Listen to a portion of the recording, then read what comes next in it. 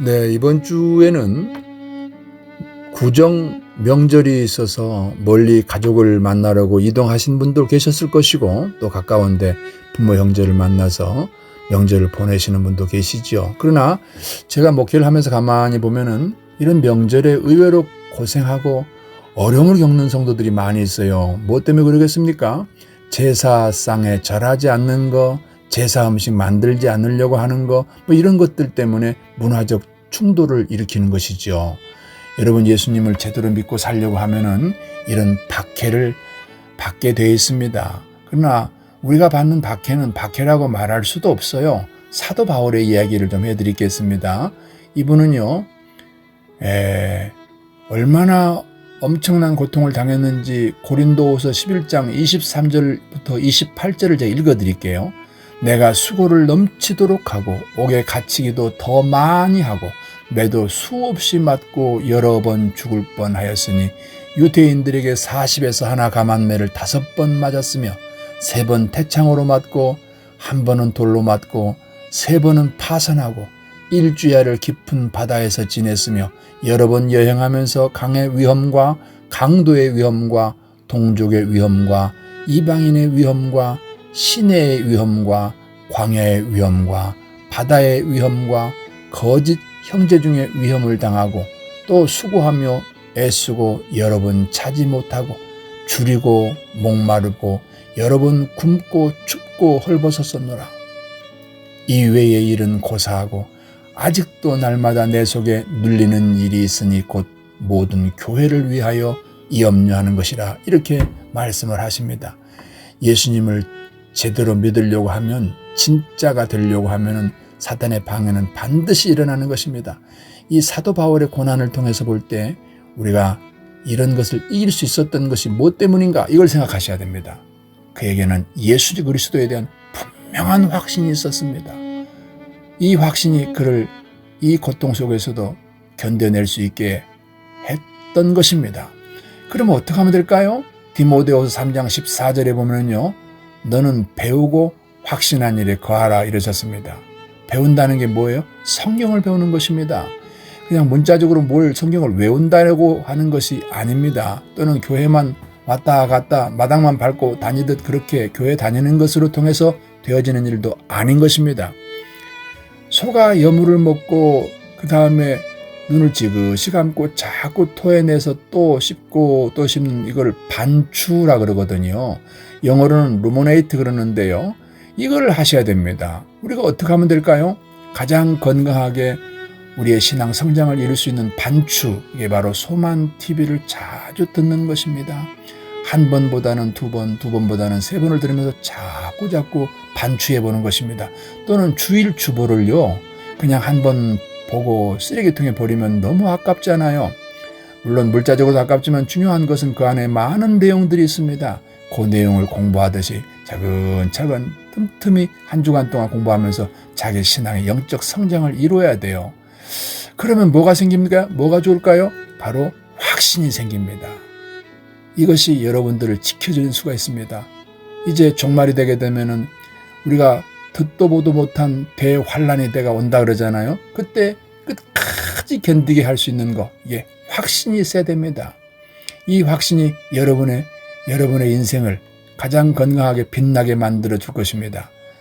그러기 위해서는 여러분 5가지 확신이 필요합니다. 여러분 그 5가지 확신은, 첫째는 죄 사함과 의의 확신입니다. 에베소 1장 7절 말씀은 우리는 그리스도 안에서 그 은혜의 풍성함을 따라 그의 피로 말미암아 구속 곧 죄 사함을 받았느니라, 이렇게 말씀을 하십니다. 2번째는 승리와 권세의 확신입니다. 히브리서 2장 14절을 말씀 보니까요, 자녀들은 혈과 육에 속하였음에 그도 또한 같은 모양으로 혈과 육을 함께 지니심은 죽음을 통하여 죽음의 세력을 잡은 자곧 마귀를 멸하시며 이러셨습니다. 3번째는 치유와 건강의 확신입니다.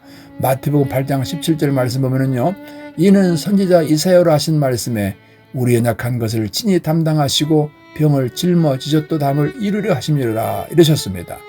4번째는 부여와 축복의 확신입니다.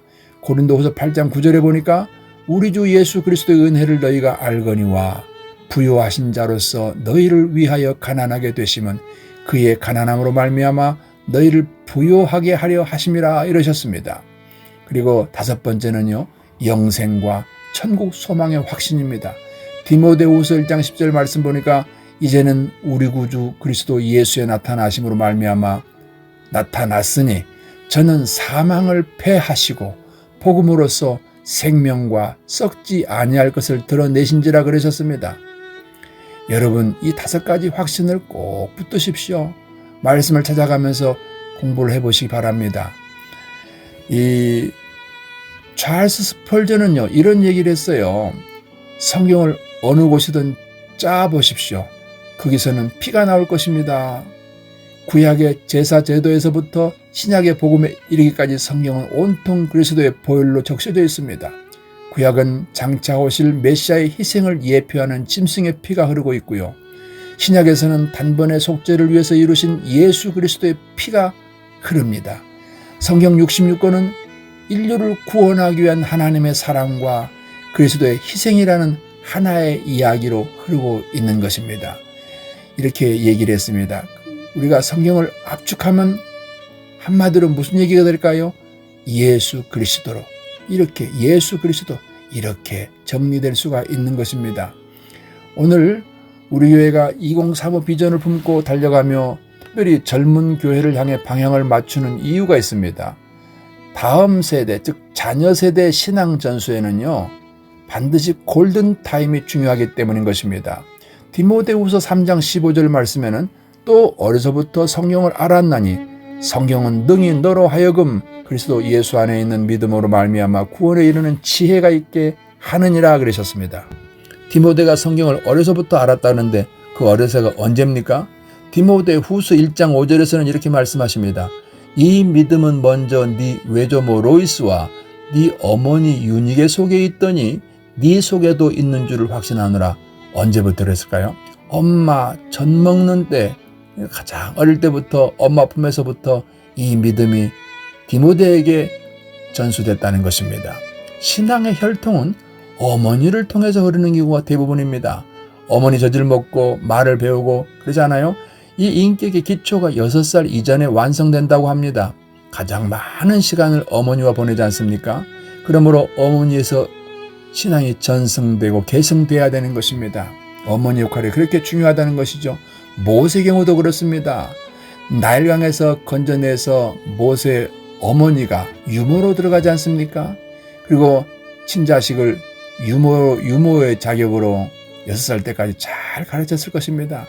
그 어릴 때 엄마 품에서 젖 먹으면서 배웠던 그 신앙 교육이 애굽의 모든 유혹을 물리치고 승리할 수 있었던 그런 이유가 거기 있는 것입니다.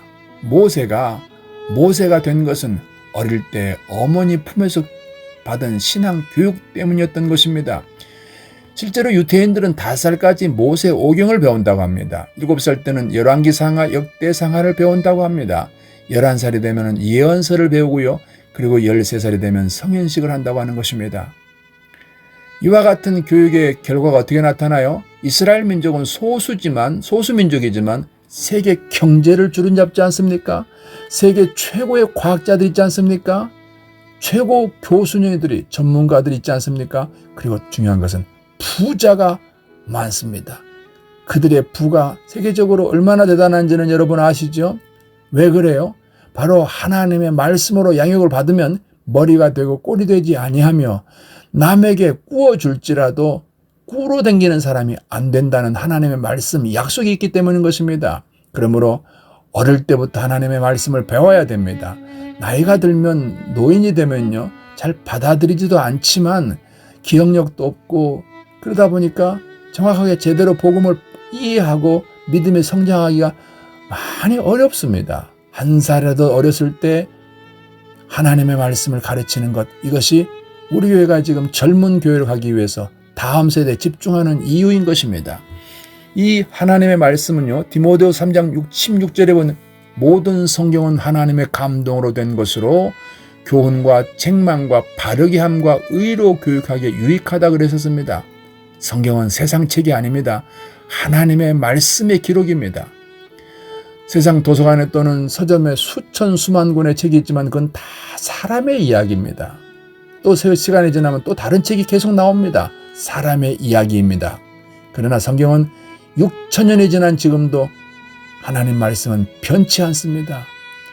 우리는 세상 지식으로 성공하려고 합니다. 그러나 하나님의 말씀으로 통한 지혜가 있어야 세상을 이기는 것입니다. 이때 확신을 가지고 세상을 이기게 된다는 말씀인 것입니다. 여러분으로 여러분 교회가 한문으로는 교회를요 가르칠 교와 모일 회자를 씁니다. 하나님의 말씀을 배우고 가르치는 모임이 교회라는 것입니다. 그러므로 여러분 교회와 멀어지면은 바로 가뭄에 시들어가는 식물처럼 되는 것입니다. 절대로 교회와 멀어지거나 교회를 이탈해서는 신앙을 유지하기가 어렵습니다. 말씀을 배우고 그 배움을 통해서 신앙이 성장하고 확신에 이르기 때문에 교회는 생명과 같은 곳입니다. 그리고 영안이 열리지 않습니까? 영안이 열리면 거룩한 소원이 생깁니다. 또한 세상 걱정은 우리에게는 유익이 없지만 예수님 안에서 거룩한 고민이 하나가 생깁니다. 아까 바울이 마지막 절에 뭐라 그랬어요? 바울에게는 큰 근심이 하나 있다고 그러지 않습니까? 무슨 근심이에요? 이스라엘 민족 구원을 위한 근심이었습니다. 오늘 사랑하는 성도 여러분, 이 확신을 가졌을 때 세상이 우리를 이길 수가 없습니다. 우리가 넘어지지 않을 수 있습니다. 어떠한 환난에도 견뎌낼 수가 있게 되는 것입니다. 제가 하나의 북한 예화를 연결해 드림으로 말씀을 좀 정리하고 마치려고 합니다. 북한 수용소에 있다가 북한 실상을 보고 또 이제 탈북해서 북한 선교를 하고 있는 이순옥 선교사님의 증언입니다. 요거 좀 길기 때문에 중간 앞에 부분 자르고 꼭 필요한 부분만 좀 연결해서 들어보시겠습니다. 작업장 한가운데 수백 명이 모여 있었습니다. 교도관 2명이 눈에 핏발을 올리고 미친 듯이 고함을 치고 있었습니다. 수령님을 믿지 않고 하늘을 믿는 미친 정신병자놈들, 너희들 가운데서 단 한 사람이라도 좋으니 대열 앞에 나서라. 하늘을 믿지 않고 수령님을 믿겠다고 하면 자유세상으로 내보내서 잘 살 수 있게 만들어주겠다. 그런데 수백 명의 그 사람들은 아무 대답도 없이 침묵으로 맞섰습니다. 저는 속으로 다급하게 생각했습니다. 빨리 한 사람이라도 나서야 되는데 왜 계속 저렇게 입을 다물고 있나? 그때 도끼 오른 교도관이 달려갔어요. 닥치는 대로 8명을 끌어냈습니다. 땅바닥에 엎어 놓았습니다. 그리고는 2발로 내리밟았어요. 지식였습니다. 순식간에 피투성이가 됐어요. 허리뼈, 팔, 다리뼈가 부러졌습니다. 그 사람들은 고통 중에서도 신음소리처럼 애타게 무언가를 불렀어요. 나중에 알고 보니 그건 주님의 이름이었습니다. 미쳐 날뛰던 교도관 2명이 소리쳤어요. 수령님과 당을 믿는 우리가 사는가? 아니면 하나님을 믿는 너희가 사는가 보자. 그러더니 용광로로 달려갔습니다. 펄펄 끓는 쇳물통을 끌어왔어요. 그리고 그 쇳물을 피투성이가 된 그 사람들 위에 부었습니다. 그 사람들은 순식간에 살이 녹았어요. 뼈가 타들어갔습니다. 그런데 비명이 없었어요. 살이 녹고 뼈가 타들어가는 그 순간에도 그들의 입에서는 노래가 흘러나왔습니다. 어떻게 이럴 수가 있지? 저는 이해할 수 없었습니다. 인간이라면 비명을 질러야 해요. 살이 녹는데 어떻게 노래를 부를 수 있어요? 아직도 6천 명의 사람들이 그 안에 있었습니다. 저만 나왔습니다. 혼자 나왔어요. 왜 나였을까? 왜 나만 나올 수 있었을까? 1994년 1월 저는 결심했습니다. 탈북하기로. 아들 동철이와 함께 두만강으로 향했어요. 한겨울이었습니다. 강이 얼어붙어 있었어요. 발각되면 총살이었습니다. 저는 하늘을 올려다봤어요. 검은 밤하늘에 별이 빛나고 있었습니다. 하늘이시여, 우리를 지켜주시오. 그렇게 기도하고 강을 건넜습니다. 드디어 중국 땅을 밟았어요. 북한을 벗어났습니다. 1995년 마침내 대한민국 땅을 밟았습니다. 자유의 나라, 꿈에 그리던 곳이었어요. 인천공항에 내렸을 때 저는 무릎을 꿇고 땅에 입을 맞췄습니다. 눈물이 쏟아졌어요. 살았구나. 우리가 살았구나. 어느 주일이었어요. 아는 분의 권유로 처음 교회에 갔습니다. 예배가 시작됐어요. 사람들이 노래를 부르기 시작했습니다. 그 순간 저는 온몸에 전율이 흘렀습니다.